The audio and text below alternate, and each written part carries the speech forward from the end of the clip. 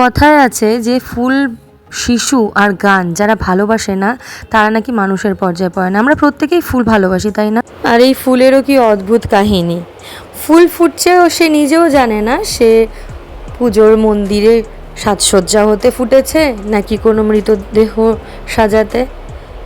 কতটা অবাক কাণ্ড, তাই না? যাই হোক, আমরাও বেরিয়ে পড়েছিলাম ফুলের দোকানে, যে কিছু রজনীগন্ধা স্টিক নিয়েছিলাম বলেই, তাই এত ফুল দেখাতে পারলাম। তারপর চলে গিয়েছিলাম বাড়িতে চলছিল কিছু আর কি খাওয়ার দাওয়ার বানানোর প্রস্তুতি। কেন চলছিল বলছি অবশ্যই। এখানে বাড়ির লোকেরা মিলেই আর কি করছিল, মা, সেজো মা, কাকিমুনি, এরা তিনজনে মিলেমিশেই আর কি সব কিছু তৈরি করছিল। এদিকে পনির বসিয়েছিল আর হচ্ছিল একটু ফ্রাইড রাইস, পনির, এই আর কি মানে খুব সামান্য আর কি আড়ম্বর হচ্ছিল, সেইভাবে করা হয়নি কিছুই।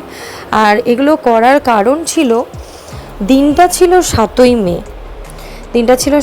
মে, আর সেই দিন বাড়িতে উপাসনা দেওয়ার ব্যবস্থা করা হয়েছিল। আমরা যেহেতু স্বামী স্বরূপানন্দের শিষ্য, তো আমাদের হরিওম মতেই, উপাসনা মতেই সমস্ত কিছুই হয়। সেটা যে কোনো শুভ কাজ হোক কিংবা হোক কোনো কেউ মারা গেলে সমস্ত কিছুই আমাদের উপাসনা মতেই হয়। তো যাই হোক, এইখানে আমরা সবাই মিলে হাতে হাত লাগিয়ে সব কিছু তৈরি করছিলাম। এখানে বসে খাবার তৈরি হয়ে যাওয়ার পরে আমি বসেছিলাম প্যাকেট রেডি করতে। তার আগে তো দেখালামই, আমরা ওই রজনীগন্ধা স্টিক আরও প্রচুর দাদাও এনেছিল, আমিও কিছু নিয়ে গিয়েছিলাম, ওগুলো নিয়ে গেছিলাম সাজাবো। এখানে চলছিল প্যাকেট গোছানোর পর্ব, আর আমার সাথে আবার হাত মিলিয়েছিল আমার ছোট ছেলে, আমার ভাই। তারপর এটা হলো বিকালবেলায় শুরু হয়ে গিয়েছে উপাসনা।